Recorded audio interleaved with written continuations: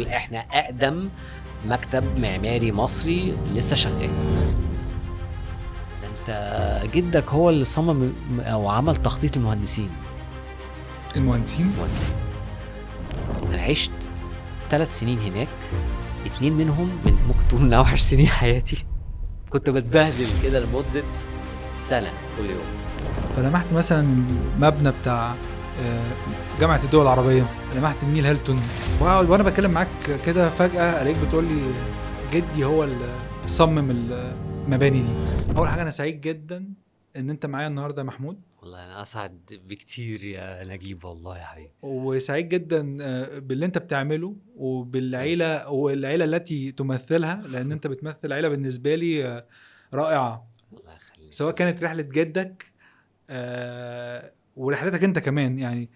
فعايز اقول للناس اللي الاول ان انت معايا محمود رياض، تايتل انترستنج جدا. يعني انت دلوقتي لما بتيجي تعرف الناس عليك بتقول لهم انا بشتغل ايه في رياض اركتكتشر، اللي هي الشركه اللي هي بتاعت اللي هي 3 جينيريشنز من العيله، 3 اجيال من العيله. لو حد تلاقيني مكسوف منه واول مره اشوفه بقول انا الديزاين دايركتور، انا الفاوندر، او انا الدايركتور على طول. انما الايميل سيجنتشر بتاعتي دايما بتبقى مايسترو اوف رياض اركتكتشر. مايسترو، مايسترو. المايسترو. بس هل ده لسبب معين ان انت قررت ان انت تقول مايسترو؟ انا قبل ما اخش اركتكتشر او العماره كنت طول عمري عايز ابقى موسيقار. موسيقار. موسيقار. الناس اللي انا اعرفهم بيبقوا عايزين يبقى رابر، عايز يبقى يعني مغني، انت عايز تبقى موسيقار. لا انا كنت بلعب جيتار وانا صغير، وكان في باند بحبه قوي اسمهم دريم ثياتر. وكانوا يعني اللي بيسمعهم اول مره بيقولوا دول هيفي ميتال، بس اللي يتوغل منهم ان هم تلاقيهم ان هم لا هم كومبوزرز، بس ايه ستايل المزيكا بتاعتهم نقله على الهيفي شويه. فقعدت ادرس هم الناس دي درست فين وكده، لقيت ان هم دخلوا بيركلي سكول اوف ميوزك. كل واحد فيهم فاهم في الميوزك ثيوري قوي ان هو يقدر يبقى يعني ميوزيشن او كومبوزر زي one of the great composers هما بيتهوفن، تشايكوفسكي او هكذا. فلقيت ان هو انا كان نفسي اخش ابقى زيهم. مشيت شوية في الموضوع بس للأسف ما توفقتش، واضطريت اعمل اعادة توجيه. بس من وقتها بتحس او يعني انا بحس انه كل افكاري في حياتي ناتجه عن 4 أو 5 سنين اللي انا درست فيهم مزيكا، ودرستهم يعني درسته بجداره. كنت بقعد العب ببراكتس مزيكا 4-5 ساعات في اليوم بمترونوم بقى وكده، وكنت يعني بذاكر قوي في الميوزك ثيوري. خلصت الموضوع ده بديت ادخل في العماره، وانا بعمل الماجستير بتاعتي دخلت او الريسيرش بتاعي والرساله بتاعتي كانت عباره عن علاقه الموسيقى بالعماره، او معنى صح الموسيقى العربيه او الموسيقى المصريه بالعماره المصريه اللي قبل او اللي قبل المعاصره او قبل الحداثه. فكل افكاري دايما بتبقى ليها دعوه بمزيكا نوعا ما. فمن قريب فكرنا ان هو طب نخلي ده part of the identity بتاعتي، لان هي فعلا part of the identity بتاعتي. ومن هنا بقيت مايسترو رياض اركتكتشر. من هنا بسمي نفسي مايسترو رياض اركتكتشر. عارف كان في حلقه بتاعت ساينفيلد، كان دايما الواحد هو كوندكتور وكده، وكان دايما يتعصب قوي لما حد ما بيسميهوش مايسترو. ايوه فاكرها. هو يعني شخصيه مش ما كانش من احسن الشخصيات، ومش من الشخصيه المفروض ان انا ابقى احاول انا اشبه نفسي بيها، بس يعني حابب فكره انه اللينك للميوزيشن باست بتاعتي بطريقه ما. خلينا ناخدها خطوه خطوه كده. انت قلت حاجه شدت انتباهي. ايه علاقه الموسيقى بالعماره؟ يعني العادي بتاعنا ان الناس عارفه ان العماره خلينا نبدا للناس اللي بتسمعنا او اللي بتفهم المعلومات دي لاول مره، ابدا الاول قول لي ما هي العماره، ايه العماره، ومن وصفك ليها على ما اعتقد هيبقى الناس برضو هتستغرب او ايه علاقه ده بالموسيقى. هتستغرب لو قلت لك ايه هي العمارة. ده سؤال فلسفي المعماريين كلهم ولا بيجمعوا على الرد، وبيبقى point of discussion بتقعد بالساعات، وفي ناس بتكتب كتب على السؤال ده. فاللي انا اجاوبه اللي مشهور اللي الدارج. مشهور. لا، هو الدارج العمارة هو تصميم المباني. بس ايه اللي يفرق مثلا على المهندس المعماري او المعماري الشاطر او ايه اللي يفرق العمارة عن الهندسة؟ المهندس هو حد عارف التكنيكاليتيز اوف ازاي المباني بتقف او بتشتغل او بتفانكشن. المعماري دايما بيسترايف ان هو يحط حته بواتيك فيها، ان هو لما بيجي يخاطب العامة الشعب بيخاطبهم باللغه بواتيك شويه. ازاي اقدر اخاطب احاسيس البني ادم اللي هو قاعد في الفراغ ده او المكان ده او المبنى ده؟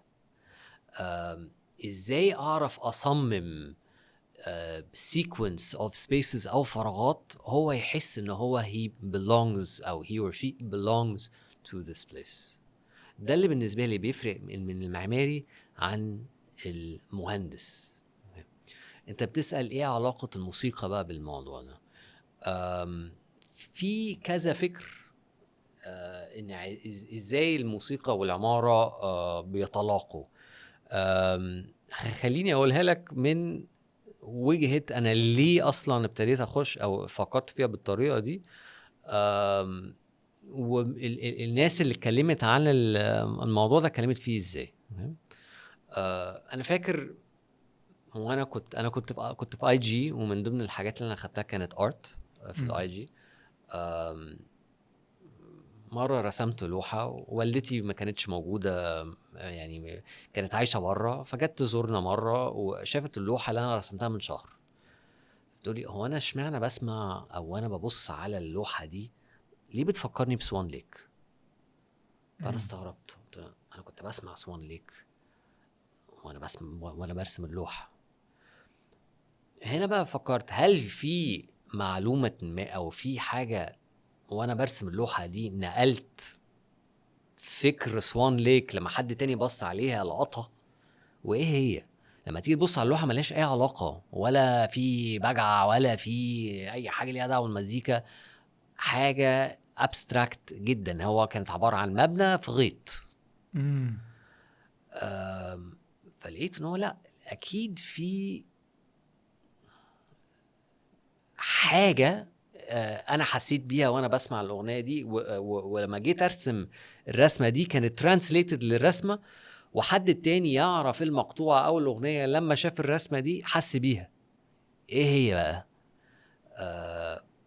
لما انا عملت الماجستير لقيت ان في ناس كتيره قوي اتكلمت عن موضوع العماره والموسيقى. قلت حبيت ان انا اقرا في الموضوع ده اكتر. في ناس كتبت انه انت عارف ان المزيكا كلها عبارة عن نوت، والنوت دي ما بين كل نوتة والتانية فيها ريشيو معينة او proportions معينة. يعني يعني مثلا انت لو بتلعب على البيانو وفي عندك نوتة دو، الريليشن ما بين دو وفا مش نفس الريليشن ما بين دو وسول. كل ريشيو من دولت بيختلفوا عن التاني. الريشيوز دي او الانترفلز دي ناس كتيرة اتكلمت عليها ان هي اسمها the harmonic intervals. بدون ما ندخل في تفاصيل كتيرة، في مجموعة علاقات ارقام ببعض. ناس زي بايثاغورس من ايام الاغريق لما اتكلمت عنها قالت ان العلاقات دي علاقات جميلة، فبالتالي بتطلع موسيقى جميلة. فبالتالي الميوزيكال سكيلز اتعملت على نفس الانترفلز دي. ولو نقدر لو هي جميلة في الموسيقى يبقى أكيد هي جميلة في حاجات تانية زي الرسم والعمارة وهكذا. اللي أبدعوا جدا في الجزء ده الشباب بتوع الرينيسانس، مش الشباب، الناس اللي هم بتوع الرينيسانس في القرن ال16 وال15 في إيطاليا. لما جم صمموا الأوض بتاعتهم قالوا لا احنا عايزين نستخدم نفس الريشيوز اللي هي احنا شايفينها بيسموها الهارمونيك بروبورشنز اللي هي موجودة أو مشتركة ما بين العمارة والموسيقى. فدي نقطة. في ناس تانية اتكلمت عن الموسيقى بتقول إن ميوزك هو أو الموسيقى هو تصميم الوقت. يعني أنا بقسم الوقت إزاي بانترفلز معينة أو باترن معين، ده بيخلق ريذم معين. فانت لما بتيجي تسقف مثلا برتم معين هو ده تقسيم الوقت. نفس التقسيم ده ممكن ان هو ينطبق على العمارة، في الواجهات، في علاقات العناصر مع بعض وهكذا. دي حتة تانية ان هم يقدروا ان هم يبقوا ترانسليتد مع بعض. في حاجة تالتة ان ناس كتيرة استخدمت العمارة كآلة موسيقية. يعني الايفولوشن بتاعت كلاسيكال ميوزك دي كلها جايه من ان الناس كانت بتدخل وبتلعب مزيكا في الكنايس والكاثيدرالز اللي موجوده في اوروبا في العصور الوسطى والرينيسانس، وبتعمل اكسبيرمنتيشن ازاي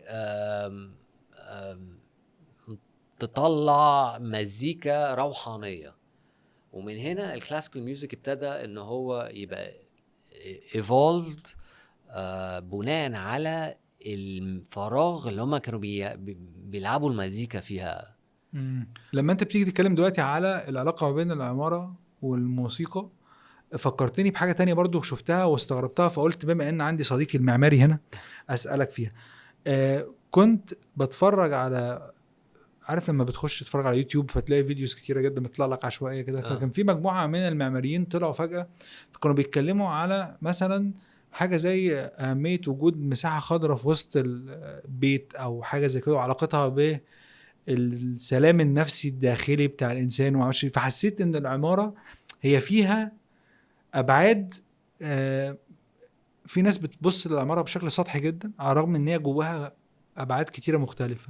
فكنت برضو عايز أسمع منك أكتر، وعشان برضو الناس تتعلم أكتر إن إزاي العمارة مش بس مجرد إن أنا بصمم الفراغات أو المكان أو ليه علاقة بجانب موسيقي أو بس أو ليه علاقة بجانب معين. فكنت عايز أسمع منك أكتر على إزاي إيه الحاجة اللي هو لما أنت بتيجي تتكلم مع ناس تقول لهم العمارة مش بس ده، العمارة أكبر من كده. خليني أكمل على نقطة الموسيقى عشان دي تقريبا ممكن ترد على سؤالك. لو خدت بالك أنا قلت الريسيرش بتاعي كانت على العمارة العربية بالموسيقى العربية. أنا في الآخر لما بصيت على الريسيرش اللي معمول كله عن الموسيقى والعمارة لقيت إنه هو كله على العمارة الغربية. وبعد كده لما اجي اتكلم اي حد بيقول لي الله جميل جدا، طب وبعدين فيها ايه المزيكا والعمارة؟ طب انت هتعمل لي عمارة على اغنية وانا كسبت ايه يعني؟ فكنت عايز اعمل ريسيرش اكتر عن الموضوع ده وادخله في العالم بتاعنا. طب ليه؟ إيه؟ هتستفاد ايه يعني؟ كذا حد بيقول لي هتستفاد ايه. لقيت انه لما عملت الريسيرش اكتر عن الموضوع انا استخدمت الموسيقى ك cultural identifier. يعني ايه؟ يعني احنا لما نيجي نتكلم على العمارة الاسلامية او العربية دايما بنتكلم على الرمز، القبة، الخط بيكتب بطريقة معينة، في الارابيسك كده برضه، القرش، المشربية. دي كلها حاجات لو هناخدها كرموز فهي سطحية. لانه كل حاجة من الحاجات دي اتخلقت لسبب، والسبب ده مش سبب شكلي، هو بيبقى دايما في اسباب معينة. فانكشن فانكشن ممكن تقول ان هو عايز، بس في حاجة تانية بتبقى دايما غير ملموسة. انا لما درست الموسيقى العربية وقارنتها بالموسيقى الغربية اكتشفت انه في عندنا افكار في الميوزك ثيوري بتاعتنا بتترجم الى العمارة ونمط حياتنا واحنا مش واخدين بالنا. زي ايه؟ مثلا فكرة المقامات العربية.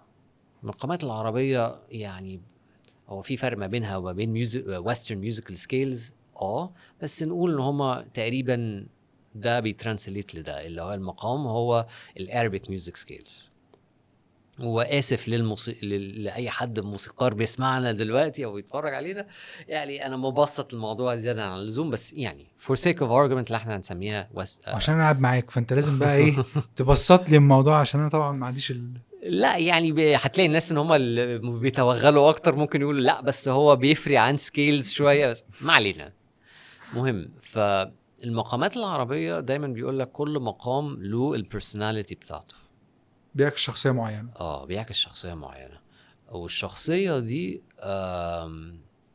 والشخصيات المختلفه دي بتبقى مختلفه تماما عن الشخصيات اللي بتسمعها في الويسترن ميوزيكال سكيلز. اكيد.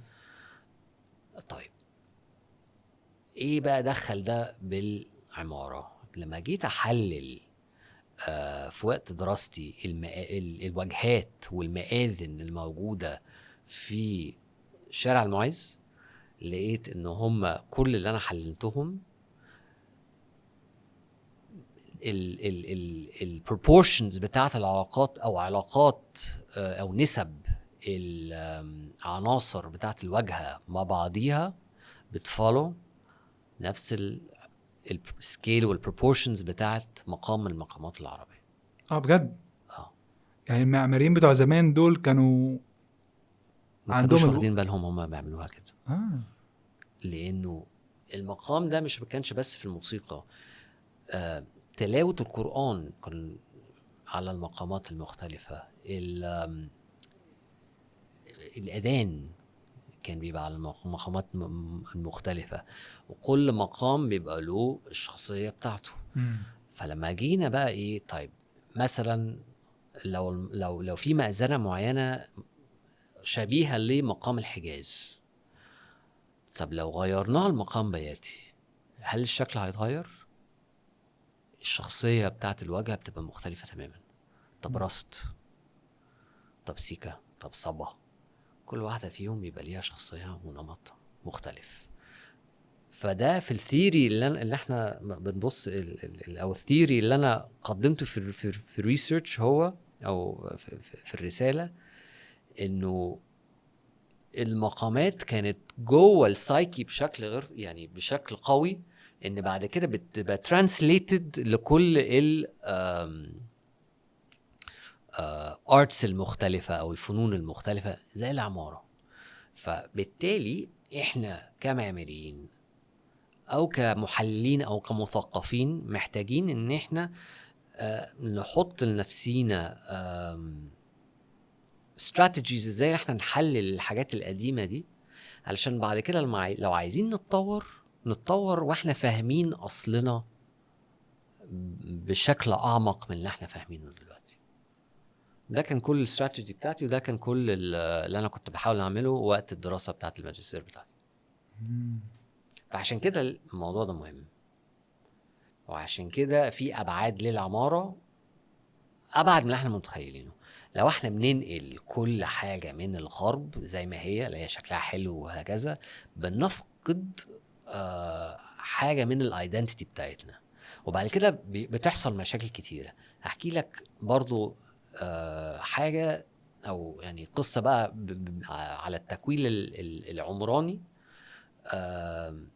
ممكن تبقى relatable اكتر. احنا دلوقتي الخديوي اسماعيل عمل وسط البلد. عمل وسط البلد وجاب في نفس الوقت ده كان بارون هاوسمان بيعيد تخطيط باريس على نمط وافكار نيو كلاسيكال بحتة، هو ومعظمها جاي من روما، بنفس التخطيط بالفكر او التفكير تفكير التخطيط اللي اتعمل في روما من الرينيسانس بيريد. ده كان طاغي عليهم اكتر، او كان ده الستايل الطاغي على أو ده الفكر، خلينا نقول فكر بدل ستايل. هو لما جه خديوي اسماعيل، للاسف مصر كانت او قبل خديوي اسماعيل لما جه محمد علي، مصر قعدت 300 سنه في ركود. وقت العثمانيين ما كانوش مهتمين بالقاهره زي المماليك اللي قبليهم. عصر المماليك كان دايما بيسموه العصر الذهبي في ازدهار القاهره. فلما جه محمد علي عمل بعثات كتيره قوي الى اوروبا، لان اوروبا وقتها كانت في يعني على الكاسب بتاعت الاندستريال ريفولوشن، كان في ازدهار في اوروبا اكتر من اي حته تانية في العالم. ولما جه وقت بقى خديوي اسماعيل جاب نفس الفريق اللي اتعلم او اللي كانوا اشتغلوا تحت هاوسمان في باريس ان هم يأسسوا وسط البلد. ساب المدينة العربية او القاهرة يعني التاريخية، وبنى مدينة جديدة اللي هي او يعني حي جديد اللي هي وسط البلد. القاهرة التاريخية كان كل المباني متصممة على فناء، أنا بسميها inward looking، بتبص على جوه. والمبنى أو البيت للراجل الفقير أو ذو محدود الدخل أو whatever كان بيتبني جنب اللزق فيه مبنى أو بيت لراجل غني. بجد؟ كانوا لازقين في بعض. بس ما تبقاش تعرف، ما تعرفش تفرق ما بينهم في الواجهه، لان الواجهه كانوا يعني part of المال العام او part of الواجهه العامه public domain. كان بيدفعوا او كل الفلوس كانت داخله جوه التصميم الواجهات الداخليه اللي على الفناء، لأنه كل واحد بيبقى يعني بيوري بقى اللي هو غني قد ايه من غير ما هو يوري العالم كله. وهم والجارين دولت بيطلعوا الى الشارع equal من نفس الواجهه المشتركه، من نفس الواجهه، وبيحسوا ان هم equal لبعض، ان هم ما فيش ولا واحد تاني اعلى من اللي جنبيه. جم التخطيط والتصميم بتاع وسط البلد عكسوا بقى الموضوع. المباني ما بقتش inward looking، بقت outward، بقت الواجهات جميلة جدا. وجابوا يعني أنا ما حدش يقدر ينكر إن التصميم واجهات وسط البلد في القاهرة من أجمل وأكتر. يعني في ناس بتقول إن هي كرياتيف أكتر بكتير من أوروبا، لأن هو كانوا القاهرة بالنسبة لهم نيو جراوند، يعرفوا يبقوا يعملوا حاجات كرياتيف فيه بقى، يعني فرير عن لما كانوا في أوروبا. بس ده عكس تقاليدنا وعكس المبادئ بتاعتنا.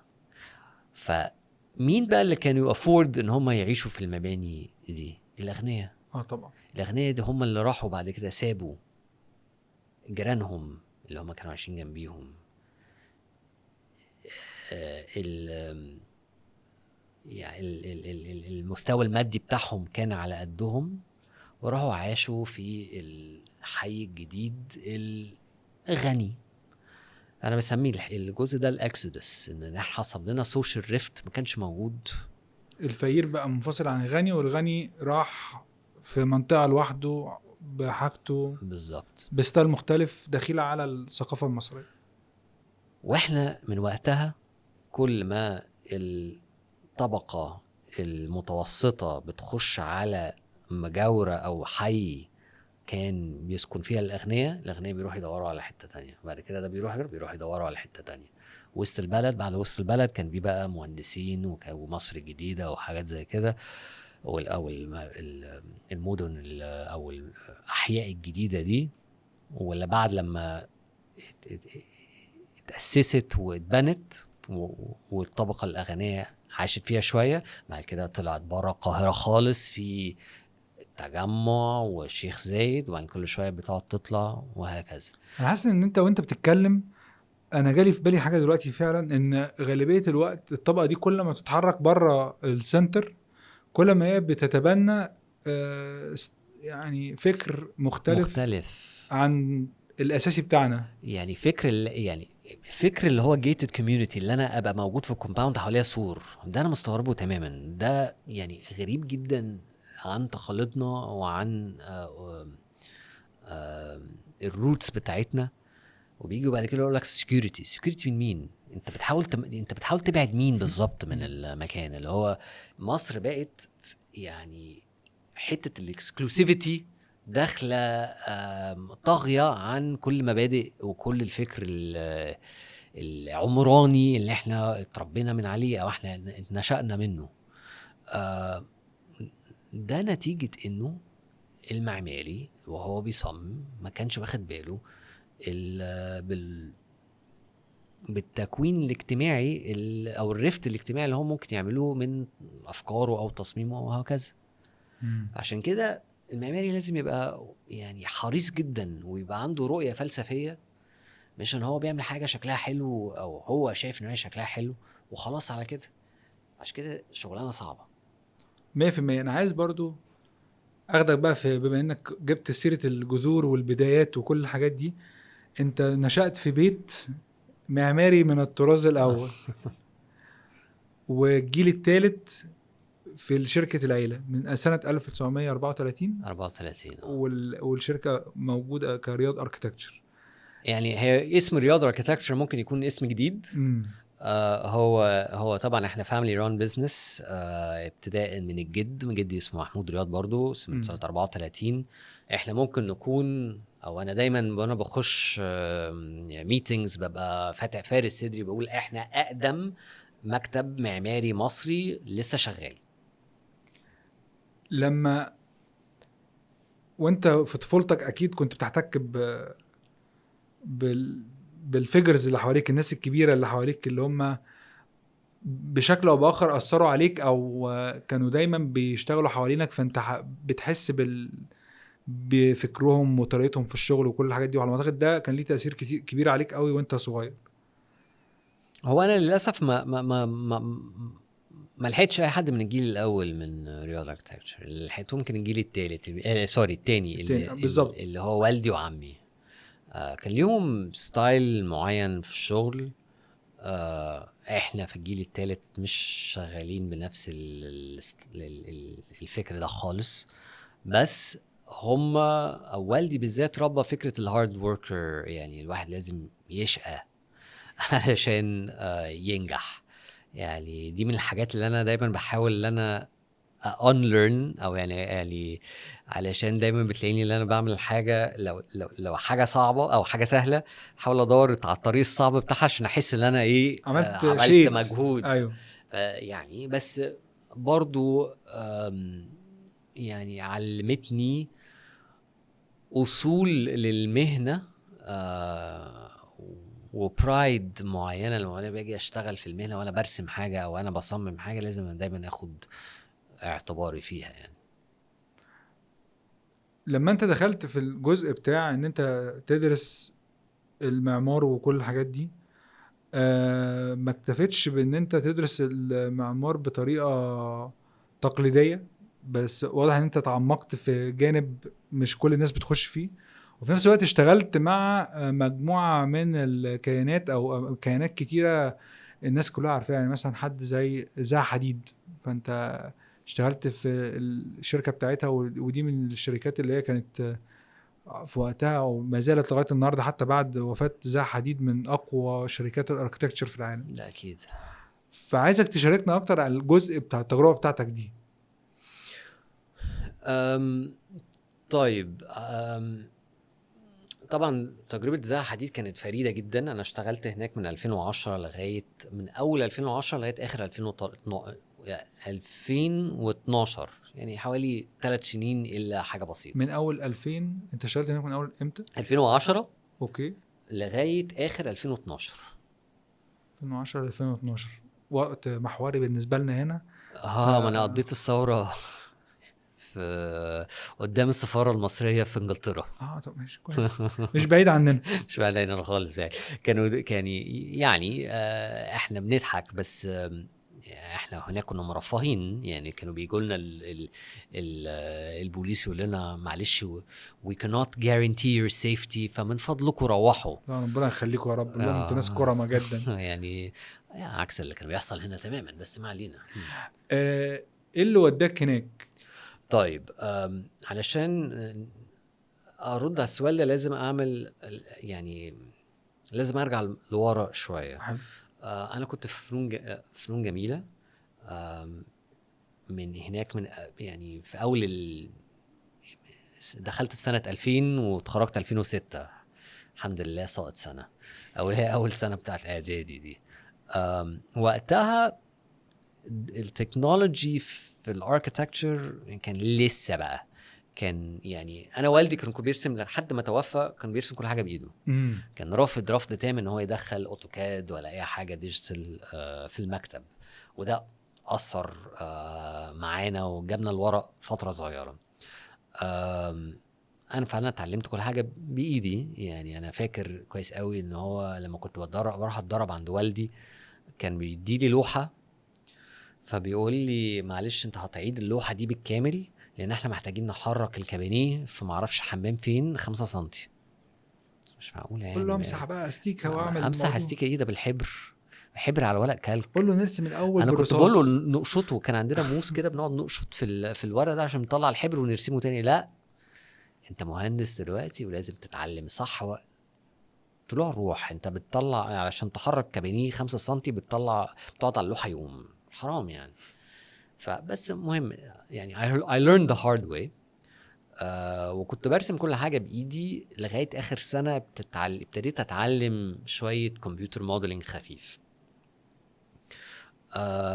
لما أنا عملت الماجستير على طول أول ما اتخرجت من فنون جميلة، وحسيت إنه بقى هسافر أمريكا، وأنا عملت الماجستير بتاعتي في University of Maryland. حسيت بقى هتعلم ديجيتال تكنولوجي. لا برضو لا، كانوا كل حاجة بالإيد. غريب جدا الموضوع. انتوا امريكان. أيوه. يعني ده انتوا مفروض يعني مواكبين العصر. هناك كان عندنا في الجامعه هناك كان في اقليه بتبوش في digital exploration of architecture وهكذا. بس الجامعه كانت يعني strict اكتر ان الطلبه هناك لازم تبقى فاهمه architecture theory وهيستوري كويس قوي. ده هي امباكت زي الشغل بتاعهم؟ لا يعني لا دايما بيقولوا اللي هو ايه، انت ليه احنا بندرس التاريخ ليه؟ احنا بندرس التاريخ علشان ما نكررش اخطائه، علشان نفهم احنا بنوصل للمرحله دي ليه، او احنا بنعمل اللي احنا بنعمله ده ليه، علشان نبقى more aware واذكى واحنا ماشيين فورورد. احنا ايه اللي احنا هناخده معانا وايه اللي هنسيبه.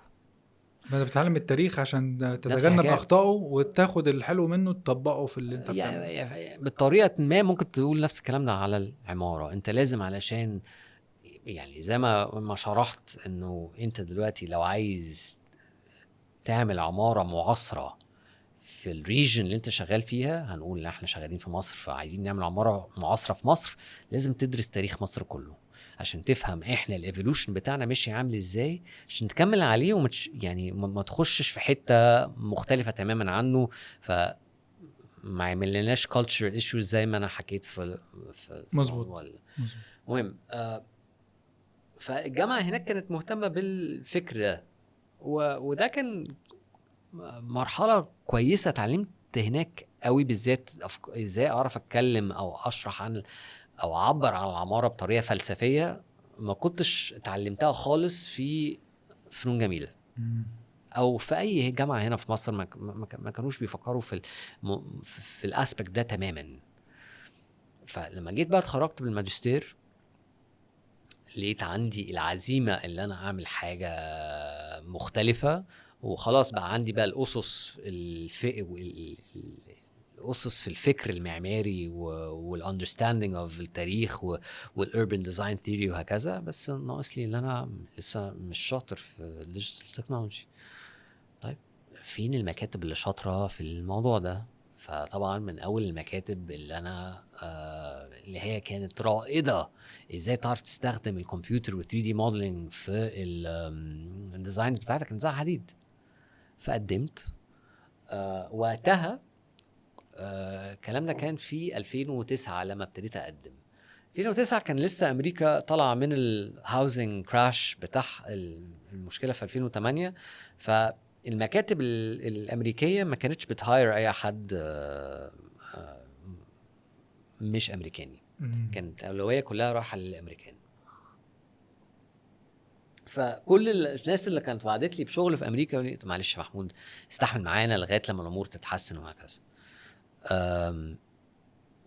انا وقتها المكتب اللي هو كان شغال كويس مع انه العالم كله كان متاثر بالهاوزنج ماركت كراش كان زها حديد، لانها كان عندها شغل في مصر وكان عندها شغل في كل حته في العالم العربي، وكان وقتها ده بدايه البيك بتاعها.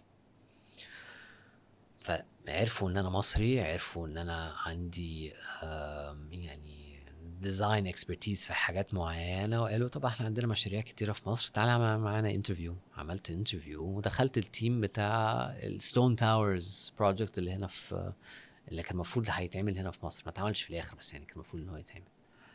بس فكره بقى الاذاعه حديد الاكسبيرينس اللي انا خدته هناك يعني ما يتعوضش. انا عشت 3 سنين هناك، 2 منهم من ممكن تقول من اوحش سنين حياتي. كان بوت كامب يعني اول سنه عدت تمام والموضوع ما كانش صعب قوي، بس ما كنتش حاسس ان انا بتعلم ولا بستفاد. يعني التيم اللي انا كنت في تيم كبير، وانت بتعرف تعمل ايه يا محمود؟ انا بعرف اعمل 1 2 3، فهتفضل تعمل 1 2 3. اي ماشي، بس انا عايز اعرف اتعلم يعني 4 5 6 مثلا، او يعني الحاجات المعقده اللي انتوا بتعملوها انا ما اعرفش اعملها. هيبقى يجي وقتك. لا انا عايز وقته يبقى دلوقتي. فطلبت ان انا اغير تيم ودخلت تيم تاني اصغر بكتير. بس ايه اكنه ايه رموني في بحر مليان شاركس. اللي هو ايه بتعرف تعمل موديلنج بتستخدم برنامج ده مش قوي، مش مهم، هتتعلمه لوحدك. دلوقتي انت محتاج تعمل تصميم سلم وهتوريه لنا بكره، يلا ماشي. السلم ده سهل، انا قعدت في السلم ده 9 اشهر. انا لغايه دلوقتي بيجيلي كوابيس عن السلم ده. السلم ده كان من اصعب فترات حياتي. انا عملت مثلا حاجه و40 اوبشن اللي هو السلم ده يتعمل ازاي، في الاخر يتعمل لكنه فستان نازل بطريقه ما. يعني الجيومتري بتاعه كان صعب قوي. وانا وقتها ما كنتش عارف، يعني ما كنتش متمكن من البرامج اللي انا شغال بيها، ما كنتش متمكن بالجيومتري. يعني علشان اشرح برضو اكتر، المعماريين يعني ادواتهم مسطرتي بتاع ده اللي هو كله رايت انجلز. في الاخر عندك يعني عايز تعمل انجل مختلفة ماشي، يعني عندك برجل عايز ترسم كيرفات معينة تمام، كله هندسي. شغل زي حديد مش هندسي خالص. هو كله كانه بحس هو اوقات موج كده مموج. it's all sculpted. طب بتعمل الحاجات دي ازاي على الكمبيوتر؟ لا، ما انت لازم بقى تفهم الكيرفز بتبقى constructed ازاي. طب يعني ايه الكيرفز بتبقى constructed ازاي؟ لا يعني الكومبلكس جيومتريز بتاعت الناس اللي هي شغاله زي في مكاتب زي حديد وغيرها كتير. فرانك جيري برضو بيعمل اشكال ماد اركيتكت بيارك انجلز، كلهم بيشتغلوا بنفس الكونسبت الكومبلكس جيومتري. بس كان صعب وواحد لازم ان هو كان يتعلمه، وانا وقتها علمته لنفسي. لان ما حدش هناك هيجي يوقفك او يقف مع جنبك ويقول لك لا تعالى اوري لك. هي ما بقتش مدرسه او ما بقتش جامعه، انت you're working بقى مع ناس من احسن الديزاينرز اللي في العالم. you have to keep up. وللاسف كان عندي مدير ما كانش بيراعي اللي انا ما اعرفش. كان كل شويه يقعد يقول لي تحب اوري لك البورتفوليوز بتاعت الناس اللي عايزه تاخد الشغلانه بتاعتك. انا مش فاهم انت ازاي اتقابلت في مكتب زي ده. لا هو كان بيحطمني كل يومين كده، بيجي لي تليفون منه وركبي كان بتتساب. كنت بتبهدل كده لمده سنه. كل يوم بقعد اشتغل من الساعه 11 الصبح لغايه الساعه 5 بالليل. اروح اقعد انام 3-4 ساعات وارجع المكتب تاني. بحاول لغايه لما ابتديت اتمكن من السوفت وير. فده بقى هنا لما ابتديت بقى يكون عندي a little bit of control over الحاجات اللي انا بطلعها. الدنيا ابتدت تبقى اسهل بكتير.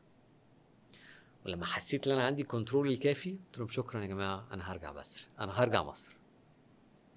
وليه خدت قرار ترجع مصر؟ طيب انا تجربتي في فنون جميله كانت سيئه جدا. وطبعا الناس اللي هتسمعني اللي فنون جميله حاليا وكده هتتضايق ولا كده، كانت سيئه بدون دخول في وده السبب ان خلاني اللي انا عايز اسافر واتعلم من الاول وجديد.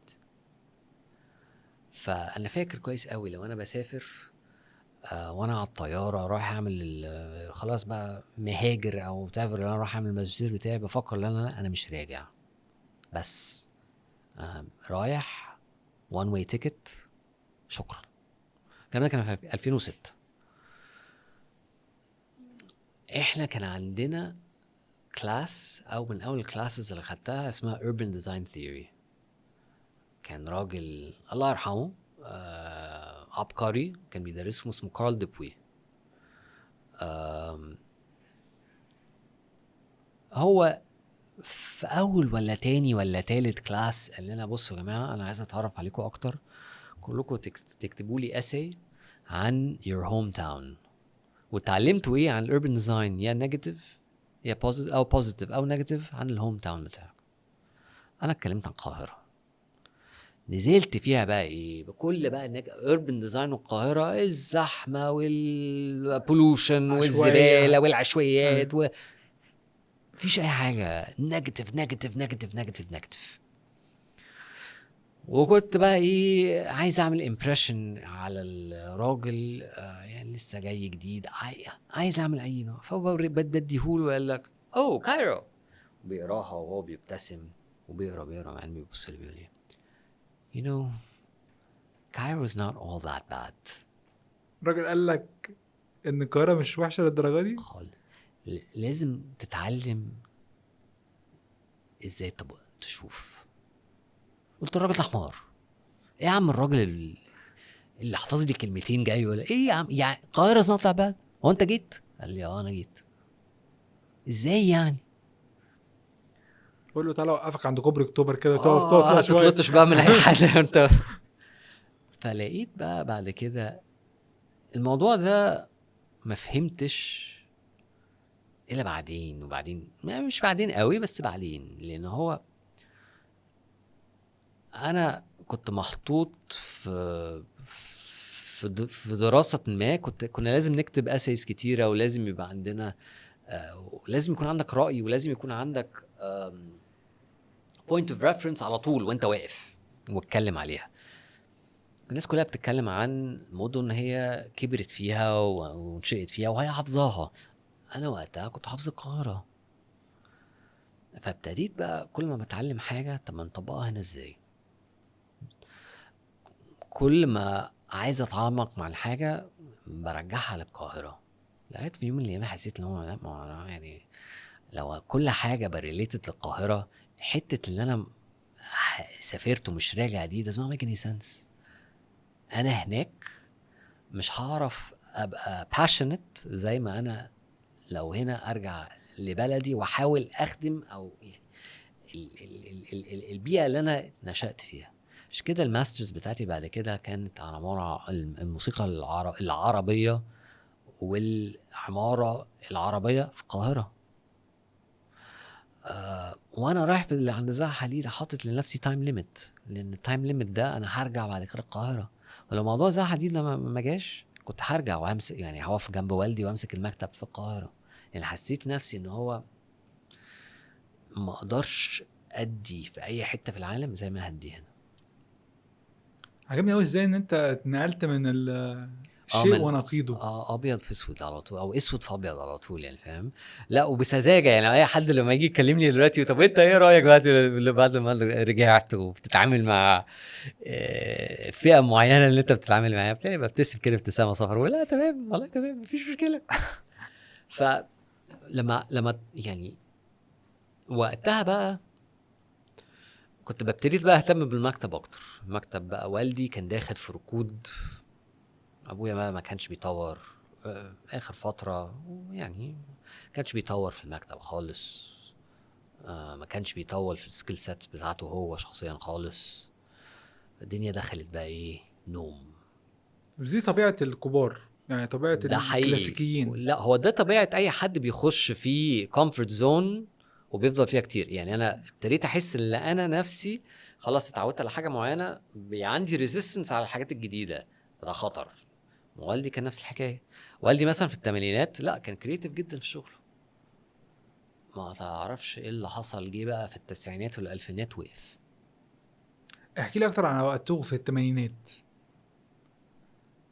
ايه اللي كان بالنسبه لك لما بتسمع وتشوف؟ لان أنا اللي عاجبني فيك برضو ان انت كان في ناس كتيره جدا بتروح راميه كل حاجه، يعني تحط كل حاجه في الدرج، بس انت عندك فخر بالمكتب وتاريخه.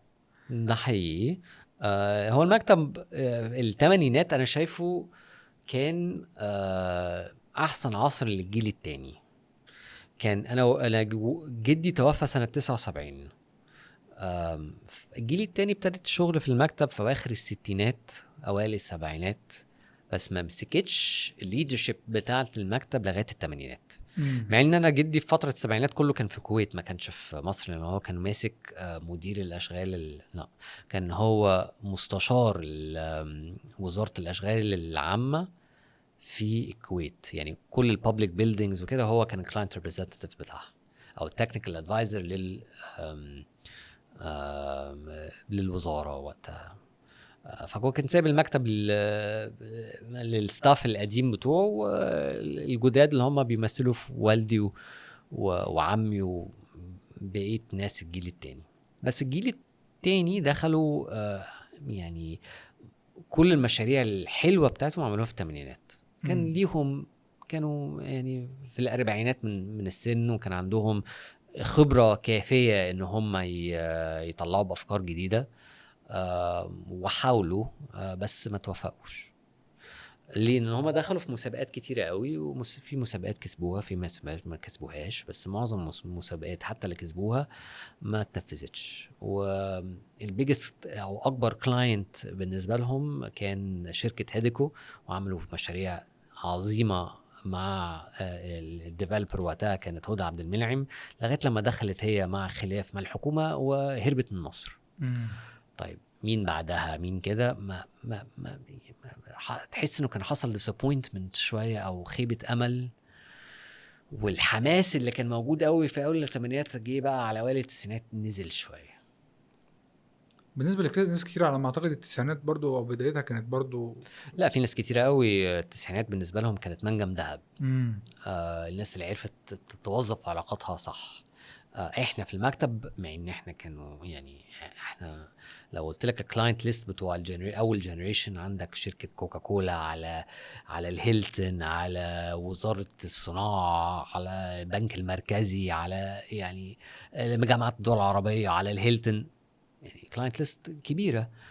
ما حصلش ريتنشن للكلاينتس دي في الثمانينات بعد كده، وده كان برضو علامه استفهام. ليه ما جبناش كلاينت؟ يعني ما توسعناش في الحته دي، لانه الجيل الاول كان جدي محظوظ ان هو كان بيشغل مناصب معينه في الدوله بتديله يعني اودينس مع ناس معينه بتعرف ان هو يجيب منها شغل. والدي وعمي ما فهموش ان الثمانينات is a different business development game، نفس الحاجه في التسعينات. فعشان كده الدنيا ابتدت تقف لغايه سنه الالفينات، وقفت تماما. انا في 2001 2011 آم، يوم الثوره او يوم 28 يناير 2011 بكلم والدي بطمن عليه، وبقول له دول بيحرقوا آه مبنى الحزب الوطني. يقول لي ده اللي جدك عامله. انا وقتها كنت عارف اسم المبنى كان الاتحاد الاشتراكي، ما كنتش حاطط في اعتباري ان مبنى الحزب الوطني هو مبنى الاتحاد الاشتراكي، ما كنتش اعرف، كنت جاهل عن المعلومه دي. طب وانا ليه بجاهل عن المعلومه دي معلومه كبيره ان انا بجاهل عليها، بالذات لو انا المكتب بتاعي هو اللي عمل او المكتب بتاع العيله هم اللي عملوا المشاريع دي. المعلومات دي المفروض ابقى عارفها، المفروض ابقى عارفها، المفروض ابقى حافظها وبقولها يعني زي ما بقول اسمي. دي حاجه ضايقتني جدا. فقررت ان انا هنزل المكتب، او لما هنزل مصر في اي اجازه لازم اعمل جرد بقى لكل المشاريع اللي موجوده. يعني بتقعد تسمع ابويا مثلا يقعد يقول لي ايه ده، انت جدك هو اللي صمم او عمل تخطيط المهندسين. مهندسين. ده جدك هو اللي عمل تخطيط مدينه الاوقاف. تقول لك ايه هو مدينه الاوقاف دي؟ يقول لك يا مدينه الاوقاف. هو نفسه والدي ما كانش يعرف ان مدينه الاوقاف المهندسين هو نفس الحاجه، هو بس قبل ما يسموها المهندسين كانوا مسمينها الاوقاف. يعني هي كانت تبع وزاره الاوقاف قبل ما نقابه المهندسين تاخدها في الخمسينات، بس هو اللي حط التخطيط بتاعها. والدي مثلا ما كانش يعرف انه والده هو اللي صمم حدائق المعادي، اللي هو المجاوره اللي ورا كورنيش المعادي، من اول محكمة الدستورية كده لغاية مدخل معادي 2، شارع مصر، حلوان الزراعي، مسرح حلوان الزراعي. الجزء ده كله هو اللي مخططه. ما كناش نعرف المعلومة دي لأن الرسومات دي كانت متدفس يعني مدفوسة ورا الترابيزات. فلا تعالى بقى طلع لي بقى كل الحاجة دي بقى، احنا محتاجين نعمل جرد للكلام ده كله. فقعدنا فترة عملنا اركايفنج، عملنا ليست لكل المشاريع الموجودة في المكتب. في مشاريع انا متاكد اللي احنا اتعملت ايام جدي مش متدونه في وسط الاركايف بتاعتنا، لان الرسومات ضاعت وما عندناش اي اكسس نعرف هي ايه. احنا عارفين مثلا وعندنا معلومه ان المكتب في الجيل الاول هو اللي صمم البنك المركزي الباكستاني. حاجه يعني يعني very very random. طب هل عندنا رسوماتها؟ لا. فحاجات كده بقى، حاجات يعني interesting كده. ابتديت انا بقى احط شويه النقط يعني او to connect the dots. وقعدنا سنه قاعدين بنطلع في رسومات وبنكتب. موضوع الاركايفنج ده حصل على مراحل، حصل في 2000 ما بين 2011 و2012. وبعد كده I hired او يعني جبت تيم عندي في المكتب من 3 سنين انهم يعملوا جرد على اللي انا عامله تاني، علشان نتاكد بقى ان مش بس الرسومات اللي عندنا، طب الدوكيومنتس اللي عندنا. لقيت جواب من جدي لجمال عبد الناصر مثلا سنه 59، ولقيت حاجات كده يعني كنوز، فاهم قصدي؟ فمن هنا في 2011 لما ابتديت اعمل الاركايفنج قلت لا بص، محدش، انت دلوقتي النايل هيلتون بيتعمل له رينوفيشن وبيتغير ملامحه ومحدش يعرف انك جدك هو اللي عامله. مبنى اللي اتحرق في الثوره الناس كلها بتقول عليه ان هو قبيح وكذا وكذا وكذا، ومحدش يعرف القصه اللي وراه ايه. الكمبينسكي اللي هو قبل كده كان فندق النيل اتقلب دلوقتي الفندق ومحدش يعرف ان جدك هو اللي مصممه في الاول. قلت لا، هنا بقى لازم يبقى في وقفه. احنا على الادج انه ممكن في اي لحظه دلوقتي كل اسم المكتب والجد يتمحي عشان محدش عامل له اركايفنج صح. هنا بقى ابتدينا نعمل الويب سايت وابتدينا نحط الصور الحاجات دي اونلاين. انا من يومين كنت بتفرج على بودكاست زي ما احنا او يعني انترفيو معمول مع الباحث يحيى وشوكات، وانا هو راجل انا بحبه جدا وكان معايا في المدرسه، اكبر مني شويه بس بحترمه جدا. بيتكلم عن اعمال او بيتكلم عن اعمال وبيتكلم عن سياسات كان بيقترحها جدي في الاربعينات، حاجات انا مثلا ما كنتش اعرف عنها، بس بيحط صور للجد وهكذا. انا فاكر يوم اللي انا بعمل سكان للصوره دي وبحطها اونلاين، لما كنتش اخدت الستep ده none of the research اللي موجوده دلوقتي حاليا اللي بيتكلم عن المكتب او عن الجد ولا whatever، كان اي حد هيعرف يوصل للمعلومات دي. بس انا عاجبني جدا فيك الحته دي بتاعت ان انت يعني فكره الدوكيومنتيشن والاركايفنج، وان انت يكون عندك ارشفه لتاريخ ممكن يتنسي. انا بحس ان هي من الاعمال اللي بتبقى ناقصه في البلد. يعني انا بحس اوقات كتير احنا مش بتوع ان احنا نحافظ على سجلات يعني دقيقه او واضحه، او بنحاول ان احنا نحفظ التاريخ اللي فات بتاع ايا كان بقى، سواء كيان او عيله او فكان عاجبني ده جدا.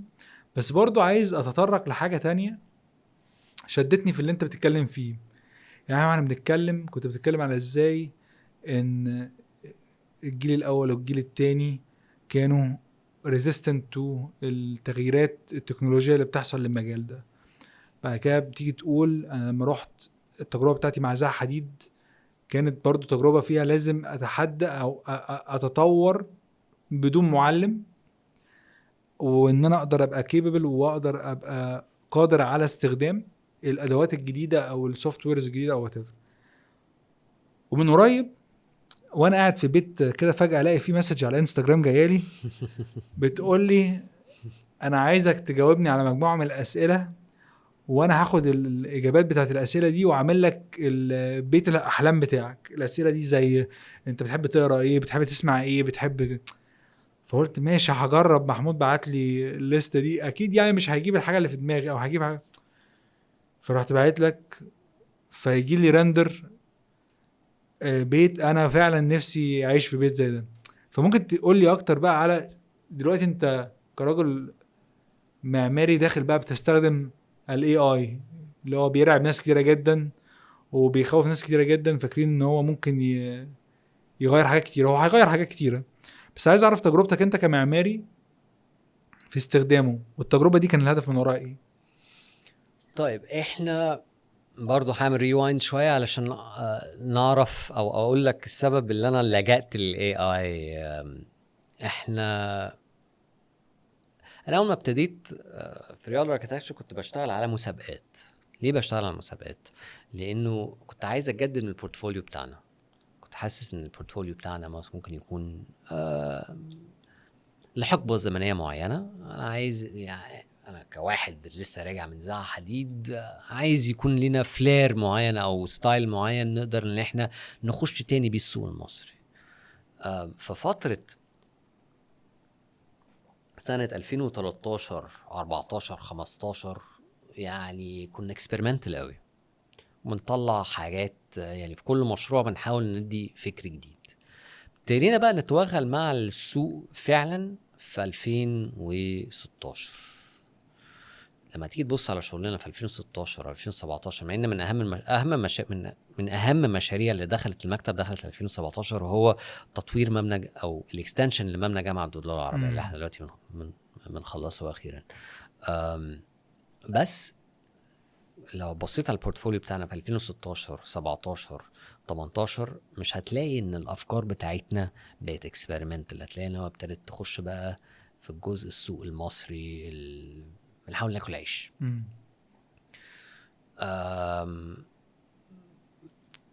ده كان بيخوفني لان حاسس ان هو لا احنا عندنا added value وان احنا بنحاول نفكر في حاجات out of the box.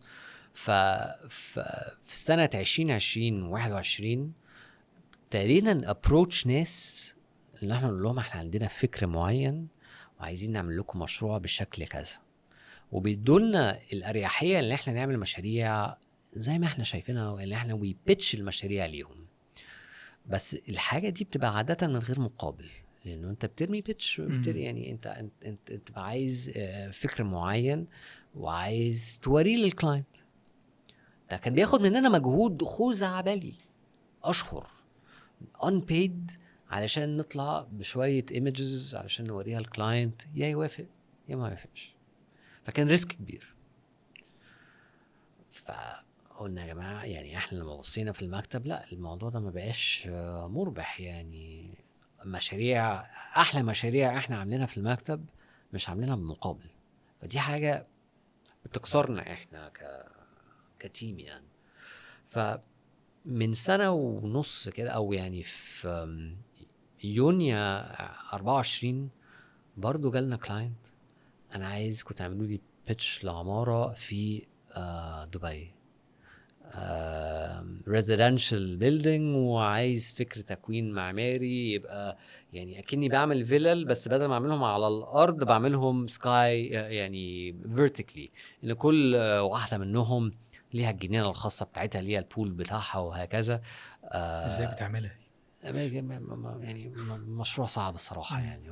هو حاليا واقف في ستيج معين ان هو ياخد ابروفل او ياخد بقيه الفاندنج بتاعه عشان نعرف نكمل، بس يعني وقتها بقى كان الكلاينت ده لا انا لسه ما اعرفكمش ومش عارف ايه، فمش هدفع حاجه لغايه لما اشوف، وعايز اشوف حاجه كمان يومين. يعني ايه عايز اشوف حاجه كمان يومين؟ عندي في الدرج دلوقتي اطلعها لك. طب فده كان تشالنج كبير مش عايزه يضيع من ايدي، فاهم؟ طب يعني نعمل ايه يا جماعه؟ والله ابتديت ابص اشوف على انستجرام ما اعرفش واحد يعني مصور حته ليمونه وطماطمايه وبتاع وبيصورها وبعد كده بتطلع مبنى. طب ازاي؟ ايه اللي هو ايه البروسيس اللي هو اشتغل بيها لما يعملها؟ طب اعمل نفس الحكايه، ممكن اعمل للراجل بتاع دبي ده حاجه مش طماطم ولا بتاع، بس يعني بيلدينج بلوكس معينه انا عارف تبقى شغلها عامل ازاي، بس بدل ما اضيع اسابيع بعرف اطلع رندر ليها كويس، طب احاول ادور على اي تولز تعرف تساعدنا. لقيت بقى ايه حاجه اسمها فابري اي اي. لو انت بتعمل الموديل على على السوفت وير بروجرام بتاعك، بس بدل ما يعني بتديهوله هيكل بس، وبتديله برومبت انا عايز الشكل وعايز اللوك اند فيل بالمنظر ده، فهو بيطلعه لك. المضمون بتاعه لسه موجود، انا بعرف اشرح للكلاينت الفكر معين بس بشرحه له بطريقه بريزنتبل وما ضيعش وقت ايام علشان اعرف اطلعه ريندر. لا ده بيطلع في 10 دقايق. طب this is insane. This makes a lot of sense. طب ليه احنا ما نحاول ما دام الاي اي يعرف يعمل الحاجات زي كده، ما تيجي نتوغل اكتر بقى في البحر ده ونشوف ايه الكابابيلتيز بتاعته. اول حاجه احنا اتعلمناها في المكتب كانت فابري اي اي، بعدين ابتدينا نخش في تشات جي بي تي وميد جورني، حاجات حلوه كده اللي هو بتدي برومبت خفيف وبيطلع لك حاجه حلوه. طيب how do we use this بطريقه that يعني that makes the best of the tools that we have. يعني مش ما هو اي حد ممكن يعمل اي حاجه ويطلع حاجه حلوه اعمل لي مبنى. ادي مبنى، بس يعني this is not the best way to use it. فابتدينا نعمل identification لكل بلاتفورم نقدر ان احنا we usually mostly use it علشان rendering. علشان rendering ده بياخد مننا وقت كتير قوي، والكلاينتس عادة ما عندهاش الصبر ان هي تاخد مننا الوقت الكتير قوي ده، واحنا ده بنحط كلوز في الكونتراكتس بتاعتنا والله لو انت عايز تعمل professional rendering ده مش هتاخده من عندنا، احنا هنديه لحد متخصص وانت بعد كده هتدفع الجزئيه الفيز دي لو انت عايز تعملها ماركتنج ستايل وهكذا. انما لو ريندرنج انا بوري لك عشان بيوري لك الفكره، اقدر اعملها بالاي اي تولز اللي نقدر نعمل بيها. موضوع الفيلا اللي انت بتتكلم عليها دي اللي انا عملتها معاك في موضوع انستجرام دي حاجه تانية بقى. ابتديت اقول طيب انا عايز يبقى عندي طريقه ازاي اعرف اتكلم الكلاينت، افهم منه ايه طموحاته او استشف منه ايه طموحاته، واستغل ميد جيرني اللي انا اطلع سيريز اوف ايمجز اوريها له علشان اخد فيدباك من عليها قبل ما ابتدي الديزاين. احنا عاده زمان كنا بنعمل ايه؟ كنا قبل ما يعني مثلا عندي كلاينت انتيرير بروح اقعد معاه، وعندي يعني كلاينت لما بتيجي تروح تقعد معاه هيجي يكلمك يقول لك ايه، انا عايز 5 اوض، الخمس اوض دي عايز كل واحد يبقى بحمام. بيكلمك على براجماتكس. وانت كدورك كاركتكت انت ازاي تعرف تديك ديبر علشان تفهم الكلاينت ده اكتر، عشان تعرف تعمل له حاجه تليق عليه اكتر، او هو يحبها اكتر، او هو يبقى اتاتشد ليها اكتر. ما انت في الاخر لما بتعمل بيوت انت هو مش مجرد بيت هو بيقعد فيه، لا هو it's part of his soul.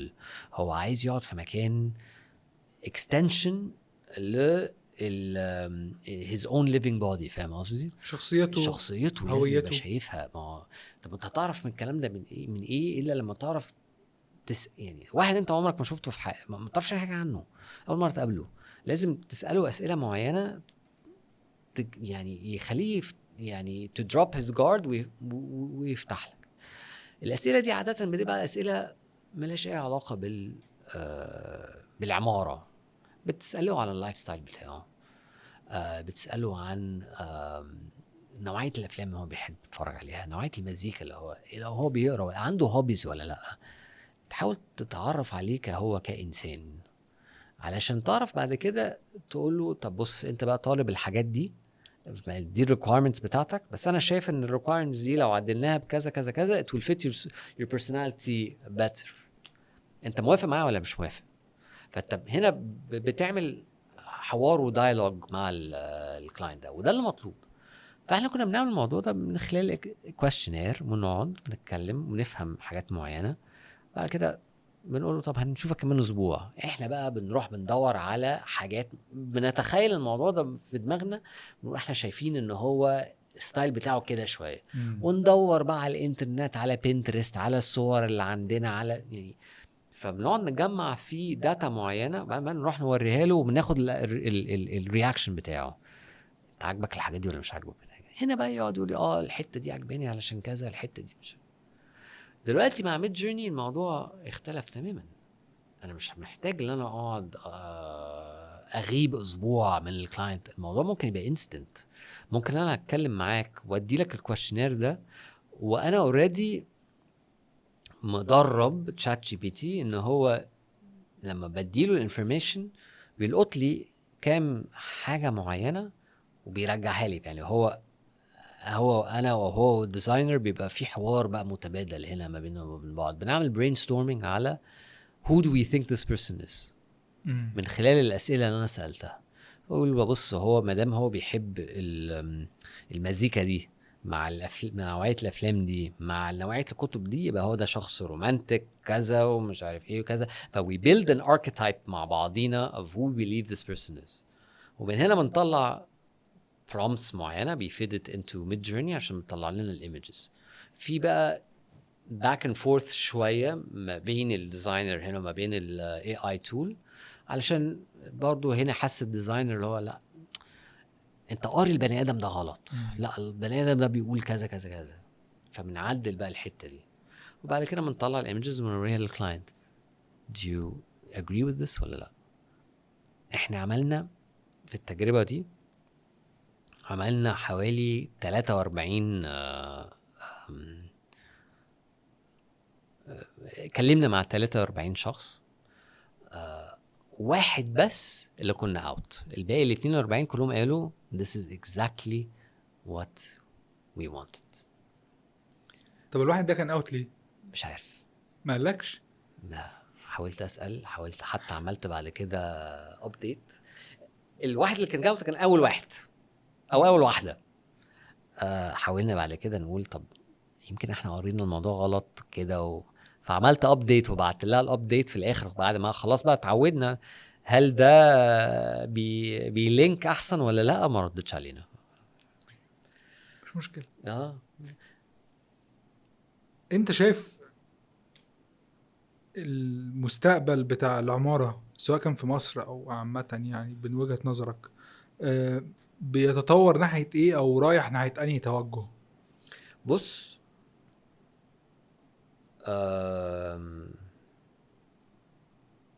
سؤال صعب، ولو انت كنت سألتني السؤال ده من سنتين كان ردي كان هيبقى مختلف تماما.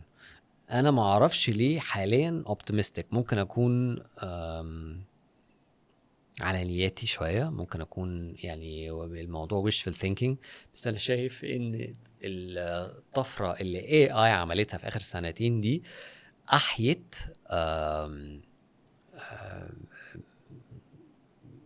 فكره ونشاط معماري جديد من الاول. هيروح فين بعد كده مش عارف يعني، بس دي حاجه كويسه اللي انا مبقاش عارف. دي معناها ان هو البوسيبيليتيز اتفتحت من الاول وجديد. قبل كده الموضوع كان مظلم شويه، لانه كل حاجه ابتدت بقى تتكرر، والريل استيت ديفلوبرز هم اللي بقوا هم المعماريين الجدد.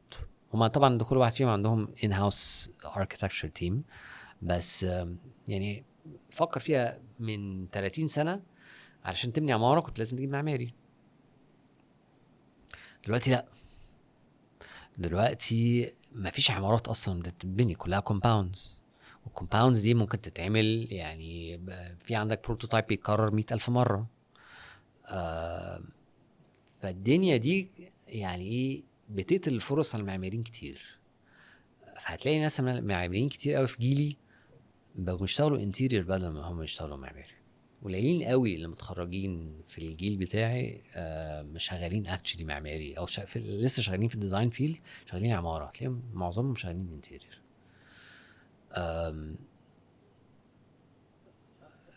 انما دلوقتي بالذات مع الجيل الجديد اللي هو بيتعلم، يعني مثلا الفريش جرادز، الكواليتي بتاعت الفريش جرادز اللي بتجيلنا دلوقتي بتعمل لنا انترفيوز احسن كتير جدا من الفريش جرادز اللي كان من 4-5 سنين. بجد السما والارض. ايه المختلف؟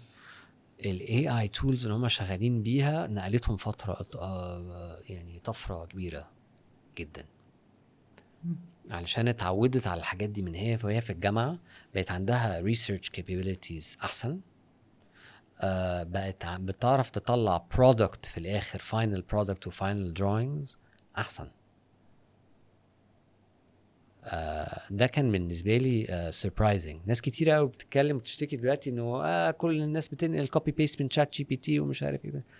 ما اعرفش ليه الاكسبيرينس بتاعتي مع المعماريين، يمكن انا محظوظ، بس انا recently hired a couple of fresh grads، وحتى الفريش جراد اللي كانت معانا من سنه their level of engagement في المكتب احسن من seniors كانوا يعني موجودين عندنا في المكتب من 3-4 سنين قبليهم. دي حاجه مبشره جدا، لان تجارب الفريش جرادز عند المجال بتاعنا مختلفه تماما. بالعكس بسمع يعني بسمع شكاوي كتير، فبقول يمكن احنا يعني تاتش وود بالنسبه لي، يمكن انا محظوظ، يمكن انا مخموم لسه ما اعرفش الحقيقه يعني، بس يعني I hope that I'm right يعني. محمود، انا عايز اكمل السهره نقعد مع بعض، بس زي كل حاجه حلوه ليها بدايه وليها نهايه، فانا عايز اشكرك جدا على القعده دي. لا انا بالنسبه لي ما حسيتش بالوقت خالص يعني، وحابين ان احنا يبقى فيه ان شاء الله بارت 2. ده اكيد، عشان في حاجات كتيره جدا عايز اتعلمها منك، وانا حاسس ان هو يعني فعلا انا فخور باللي انت بتعمله، فخور باللي العيله عاملاه، وفخور بان انا يعني زي ما قلت لك في الاول، انا بشعر لما بكون حاسس ان هو عيله رياض لمست اماكن كتيره في القاهره، وما زالت بتلمس اماكن كتيره في القاهره. فانا حابب اشكرك جدا، وشكرا جدا على ثانك يو اللي انت يعني استضفتني هنا. انا بجد استمتعت جدا بالبودكاست والكونفرسيشن دي، و I hope to have more of it معاك in the future ان شاء الله. ان شاء الله. شكرا. عفوا.